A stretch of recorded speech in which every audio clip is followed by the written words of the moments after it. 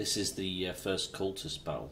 It's going straight on from the first episode, which you briefly watched, a tutorial. This is just basically getting you back in the game, see if you remembered anything you've been taught. Because I have brain of a chimp, I've kind of forgotten bits and bobs, but it's just reminding me how to play the game. I've upped the graphics just slightly, but it's slowed the gameplay down a lot, so I may have to speed up the gameplay a little bit further on, because this battle goes on for a while, because I don't know that you should actually close up.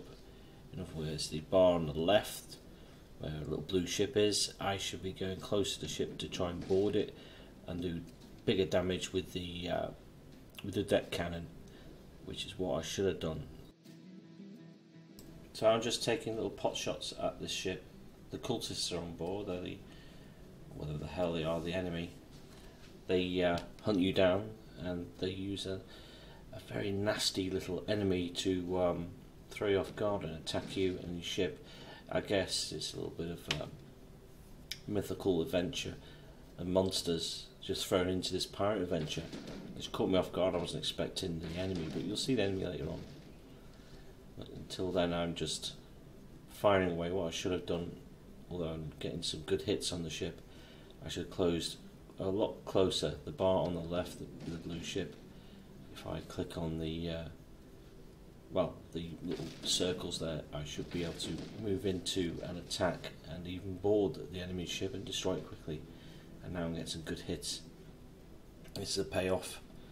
And then I can use the chain gun, which is on the top, on the left, on the captain's deck there. So that's what I want to do. Ooh, use a scattered gun, of course. The little mortar that kills and injures the crew is the gun on the far right, which is unmanned at the moment because it's out of range. I need to get closer. So we're going to fast forward the gameplay a little bit, because it did go on for a while before I thought maybe I should get closer and use the mortar and the deck cannons, you know. But I was having so much fun just popping away that you just kind of forget that you should be paying attention to how the game runs and how it plays.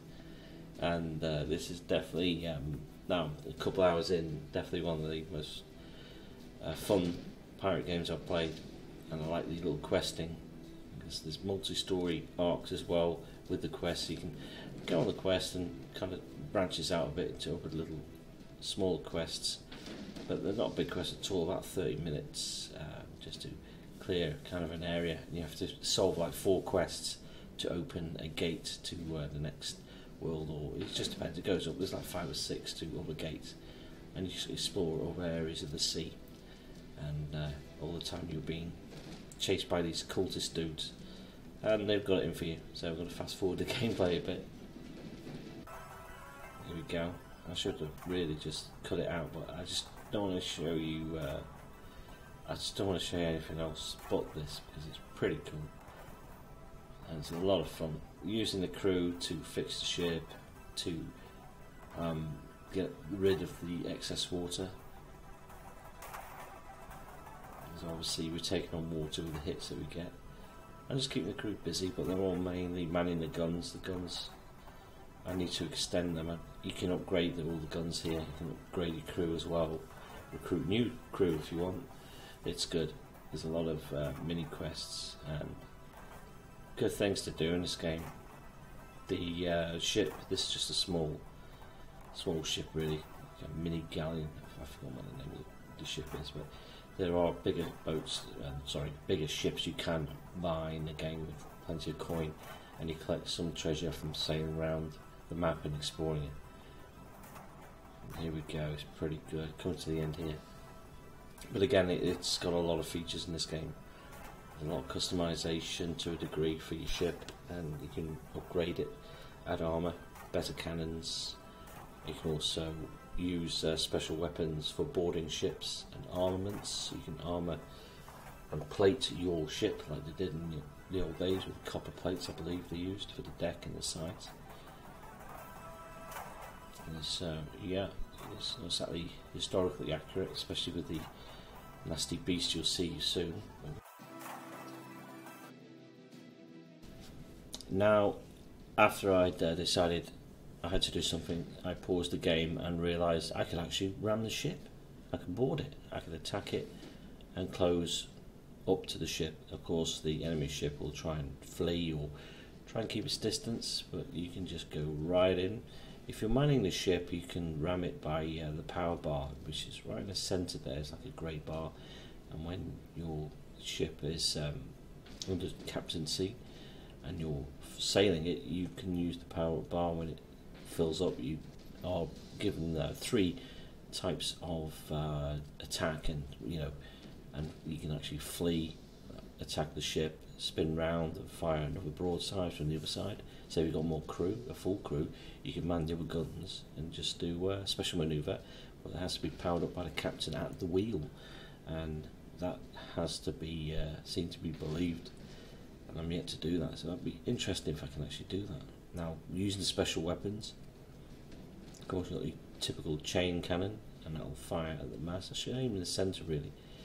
I'm just going for the rigging really. I should have gone for the mast straight away. You see, it's trial and error, and now I'm going to use the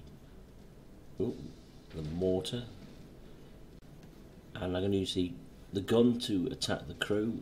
It uses grape shot, and that will injure them really badly, but I've got to get a crew member over there really quick to arm it, because obviously you can't fire it without a crew member there.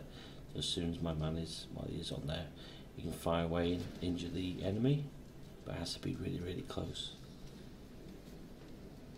And it's not too bad. I'm still trying to get used to it, and it just showed me what to do. There we go, click in there. The tutorial mode is excellent. It's really one of the best I've played. Really is idiot proof, and my computer's really slowing down now. It really sucks. I might speed it up here.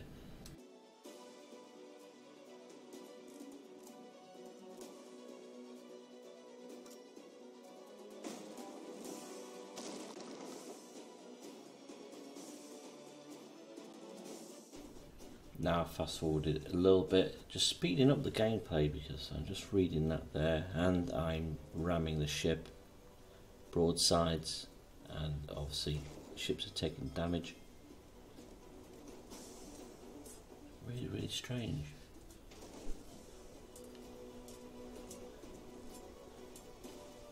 Definitely, I thought my ship was a lot smaller. Seems a bit bigger now. There we go. It's like we win.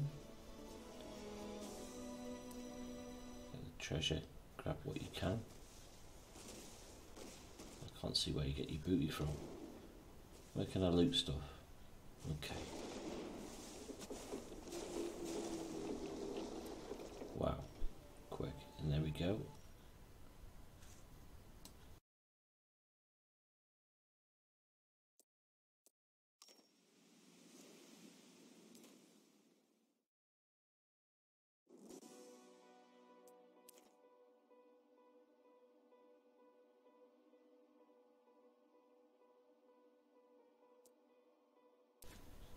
Okay, my captain is definitely going to be very colourful guy.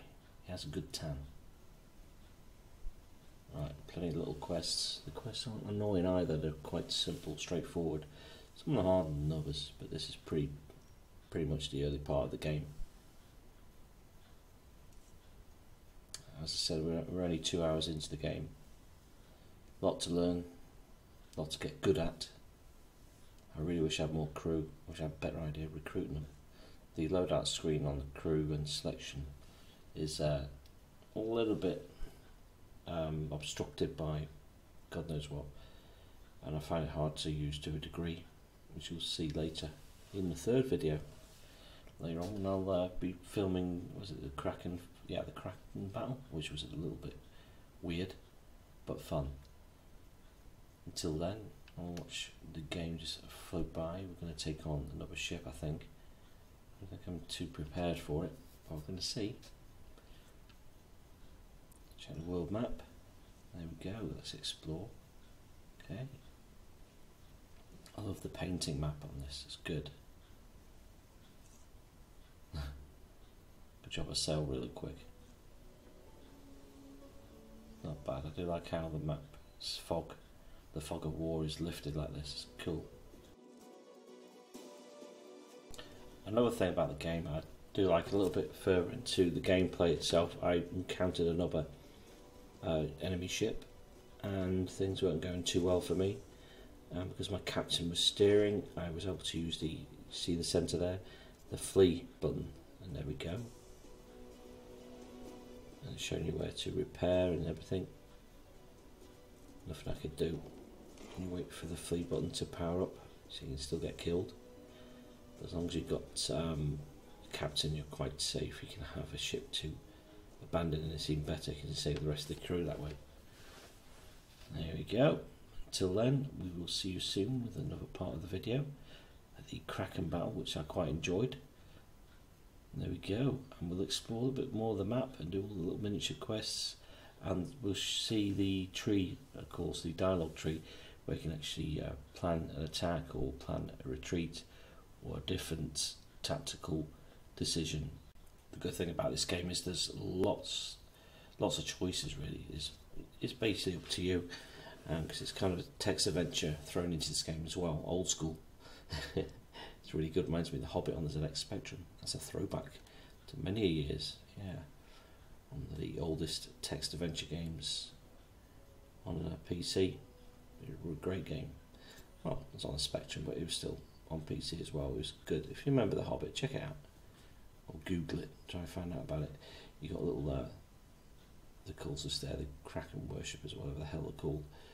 They're just teasing you there with an enemy ship, and that's obviously going to be a battle or a fight. You find out you can't even go to port without getting your ass kicked. Anyway, we're going to meet the Kraken very shortly. Until then, thanks for watching.